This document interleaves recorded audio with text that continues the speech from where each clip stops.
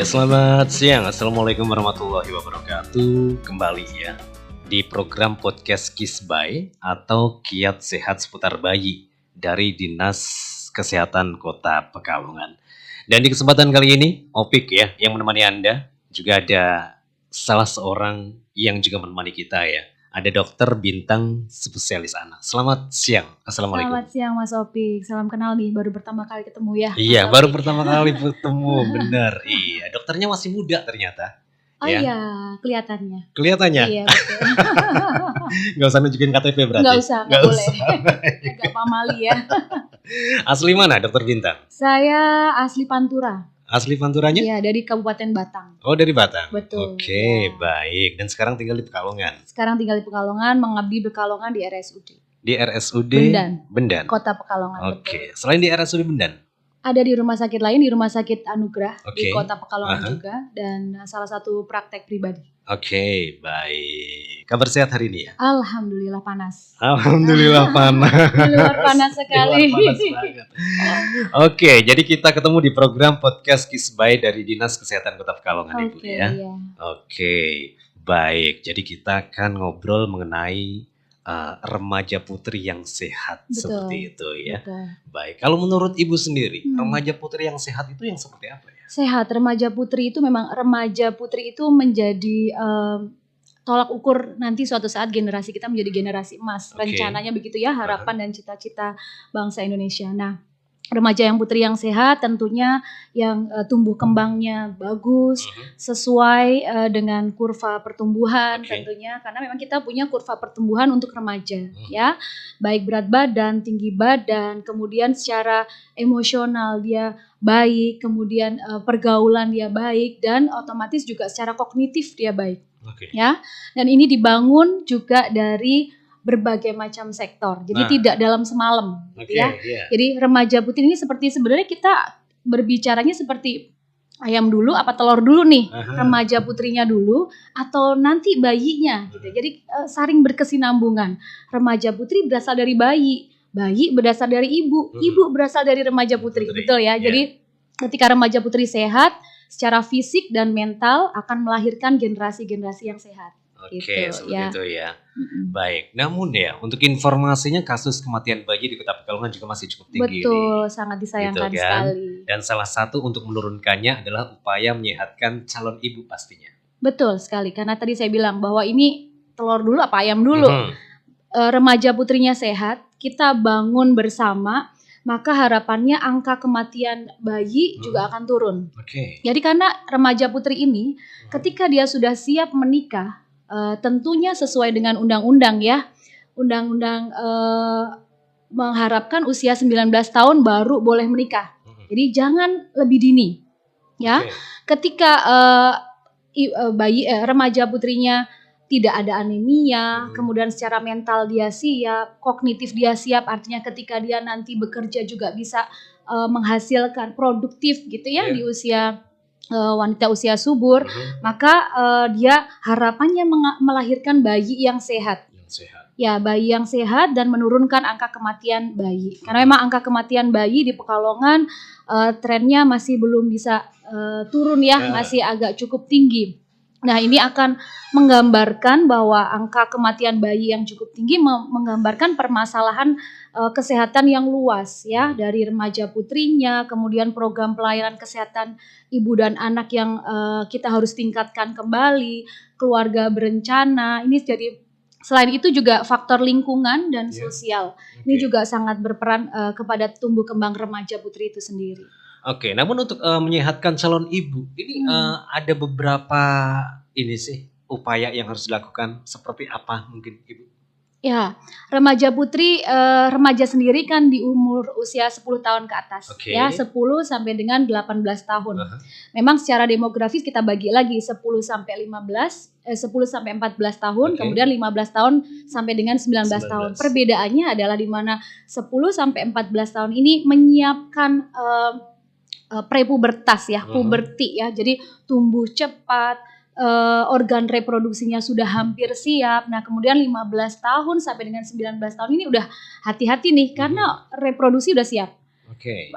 Nah, dimulai usia 10 sampai 14 tahun, berarti memasuki usia SMP ya.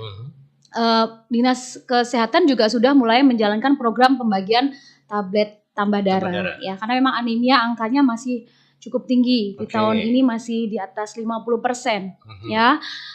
Tablet tambah darah ini untuk rekomendasi IDAI Dokter Anak Indonesia sebenarnya diberikan untuk remaja 2 kali sepekan, dalam 1 minggu 2 kali pemberian.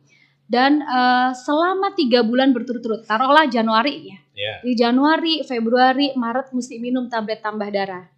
Ya, rutin. Kemudian dilakukan cek berkala. Jadi setiap tahun dicek HB-nya bagus atau tidak. Karena jika HB-nya masih di bawah angka normal, di bawah 11-12 untuk remaja putri, maka dia akan berpotensi untuk menjadi anemia. Lebih panjang gitu ya. Kemudian selain tablet tambah darah, tentunya pemberian makanan gizi seimbang ya, makanan beraneka ragam. Kemudian olahraga ya, kemudian perilaku hidup bersih sehat ya. Kemudian yang ketiga menghindari pemantauan berkala berat badan. Jadi agar anak-anak ini pemberian makanannya tidak lagi makanan yang lack of nutrition. Jadi kayak mohon maaf ya, kalau anak zaman now kan kopinya viral, mie-nya viral, padahal nutrisi itu sangat tidak menyokong untuk remaja putri untuk tumbuh sehat gitu ya, malah meningkatkan resiko obesitas ya, sebagian besar meningkatkan resiko obesitas. Kemudian kalau mengenai pernikahan dini sendiri, ini berpengaruh nggak? Sangat berpengaruh. Mungkin kalau Dokter Opsin akan lebih detail ya kalau untuk secara kematangan organ reproduksi ya. Tetapi untuk kami dokter anak, usia remaja itu sampai dengan usia anak itu sampai dengan 18 tahun Mas Sofi. Jadi enggak 14 tahun 18 SMA itu masih anak-anak loh, masih SMA periksanya masih ke dokter anak loh. Meskipun dokter anaknya kecil pastinya udah gede-gede gitu. Tapi secara metabolisme, secara organ dia masuk dihitung anak-anak. Jadi pernikahan dini otomatis secara mental pasti kemungkinan besar belum siap ya. Organ reproduksi belum matang ya. Organ reproduksi belum matang berarti beresiko keguguran ya. Kemudian yang kedua bayi lahir kurang bulan, prematur. Kemudian bayi lahirnya mungkin bisa BBLR, berat badannya kurang. Nah, ini sangat berpengaruh terhadap kualitas. Jangka pendeknya angka kematiannya tinggi. Jangka panjangnya produktivitasnya akan rendah. Kognitifnya akan kurang. Bagaimana seorang remaja yang belum siap, masih anak-anak ya, bahasanya di bawah 18 tahun, masih anak-anak, ngomong anak-anak, ya secara mental pasti dia belum siap. Otomatis ini akan berdampak di semua sektor. Ya. Berarti istilahnya untuk kehamilan di usia remaja ini harus dicegah juga. Harus dicegah ya. Kita berawal dari informasi seperti ini ya, bahwa anak di usia remaja dia beresiko hamil. Coba sekali bisa hamil.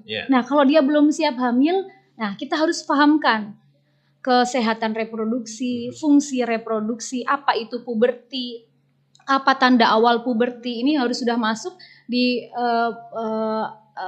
penyuluhan pada usia-usia SMP.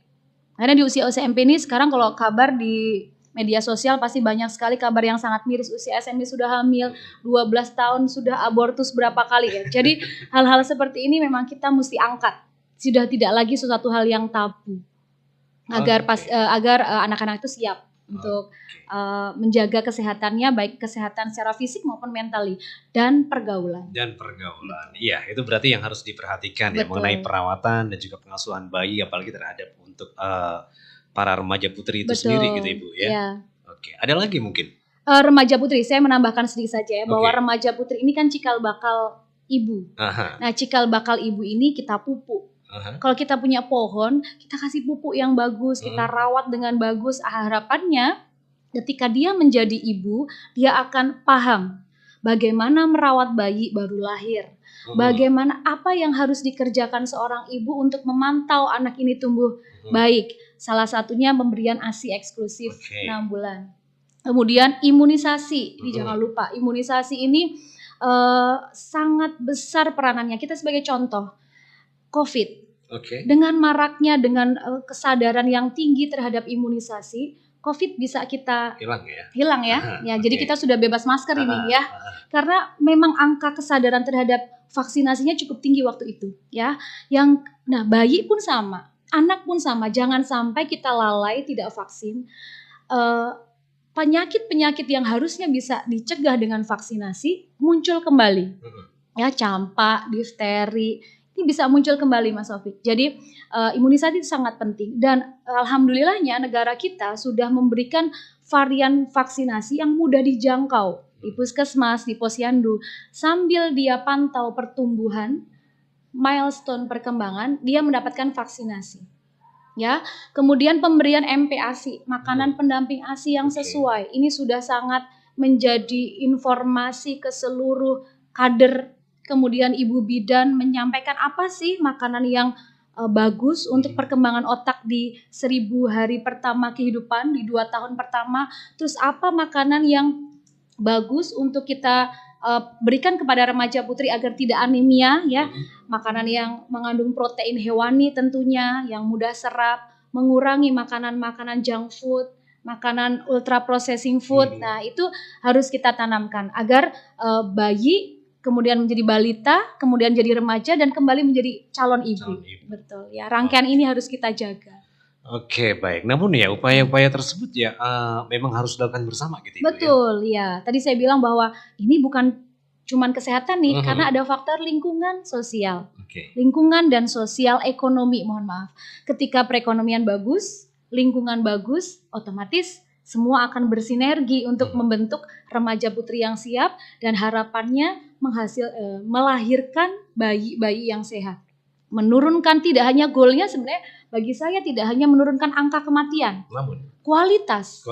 Angka kematian turun, kualitas juga harus bagus. Jangan sampai anak itu tumbuh tetapi kita tidak bisa bersaing begitu ya. Jadi berawal dari remaja putri ini.